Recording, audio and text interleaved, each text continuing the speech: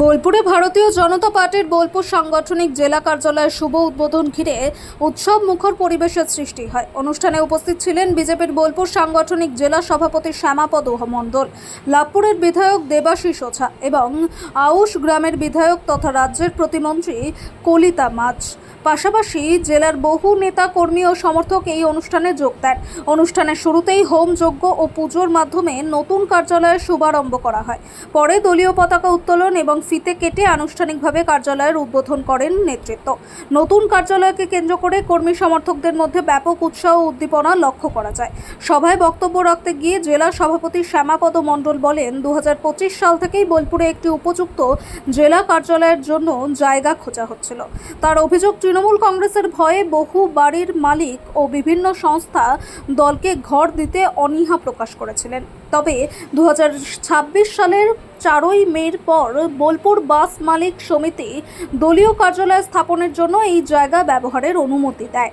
তিনি জানান, নতুন এই কার্যালয় শুধুমাত্র বিজেপির সাংগঠনিক কর্মকাণ্ড পরিচালনার কেন্দ্র হিসেবেই নয়, সাধারণ মানুষের বিভিন্ন সমস্যা, অভিযোগ ও প্রয়োজনের সহায়তার ক্ষেত্র হিসেবেও কাজ করবে। এলাকার মানুষকে যে কোনো সমস্যা নিয়ে এই কার্যালয়ে যোগাযোগ করার আহ্বান জানান তিনি। রাজনৈতিক মহলের একাংশের মতে আসন্ন বিধানসভা নির্বাচনের আগে বোলপুরে বিজেপির নতুন জেলা কার্যালয়ের উদ্বোধন দলের সাংগঠনিক শক্তি বৃদ্ধি এবং নির্বাচনী প্রস্তুতির ক্ষেত্রে গুরুত্বপূর্ণ পদক্ষেপ হিসেবে বিবেচিত হতে পারে। আজকে সত্যি খুব ভালো লাগছে। আমি 2রা এপ্রিল 25 সালে দায়িত্ব পাওয়ার পর থেকে 2রা এপ্রিলই সন্ধ্যা নাগাদ আমি আমার কার্যকর্তাদের বলে দিয়েছিলাম, এখানে একটা কার্যালয় আমাদের খুবই দরকার। কার্যালয় দেখুন, অনেক জায়গায় কার্যালয়ের জন্য আমরা আবেদন, নিবেদন, অনুরোধ, বিনয় করেছিলাম।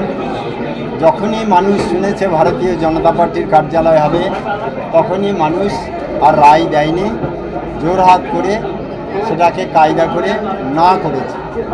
আজকে যাই হোক, 4 মে আমাদের ভালো একটা রেজাল্ট এসছে, বাংলায় পরিবর্তন ঘটেছে। তো আমরা বোলপুর বাস মালিক সমিতির কাছে এটা শুনে অনেকবার বলেছিলাম যে আপনাদের একটা জায়গা আছে, আপনারা ভাড়া খাটাচ্ছেন, তাহলে আমাদেরকে ভাড়া দেবেন না কেন? তো যাই হোক, সবার মতোই তারাও হয়তো অনেক রকম ভাবনা চিন্তা করেছিলেন। 4 মের পর তারা আমাকে জানায়, আপনার আপিল আমরা মঞ্জুর করেছি, আপনাদেরকে আমরা কার্যালয় হিসাবে জায়গা দেবো। আমার কার্যকর্তাদের দায়িত্ব দিয়ে সেই জায়গা সম্পূর্ণভাবে আমরা এগ্রিমেন্ট করে আজকেই আপনারা দেখলেন, এখানে অফিস ছিল, ব্যবহার ঠিকমতো হতো না তাদের। আমরা অফিস নেওয়ার পর এখানে নতুন করে যে রং, পরিষ্কার পরিচ্ছন্ন এবং লাইট ফাইট আরও কিছু অপব্যবস্থা ছিল, সেইগুলোকে যতটা আজ পর্যন্ত পেরেছি সুব্যবস্থার মধ্যে আনার চেষ্টা করেছি। এখনও অনেক কাজ বাকি আছে, সেগুলো আমরা আস্তে আস্তে করব এবং এই জেলা কার্যালয়টি আজ থেকে আমরা আমাদের পার্টির মন্দির হিসাবে আমরা দেখব, যে এই মন্দিরে এসে আমরা প্রার্থনা করব। সেই প্রার্থনায় আমাদের প্রার্থনা থাকবে যেন আমরা ভারতীয় জনতা পার্টি এসে মানুষের সর্বস্তরের মানুষের শান্তি আনতে পারি, উন্নতি করতে পারি, মঙ্গল কামনা করতে পারি এবং প্রত্যেক মানুষের ভালোর জন্য, উন্নয়নের জন্য আমরা এখান থেকে পরিকল্পনা করব, কার্যকরী করব। আমার পাশে আমার খুব আজকে আনন্দ লাগছে। আমি যেদিন এসেছিলাম ডেকে ডেকে লোক পেতাম না। বোলপুরের মানুষের কাছে চায়ের দোকানে, হাটে, বাজারে, রেল স্টেশনে, বাস স্ট্যান্ডে যেখানেই গিয়েছি আপিল রাখতাম। আমাকে অনেকেই বলতো, দাদা আবার আপনি ফিরে এসছেন, একবার ধরুন।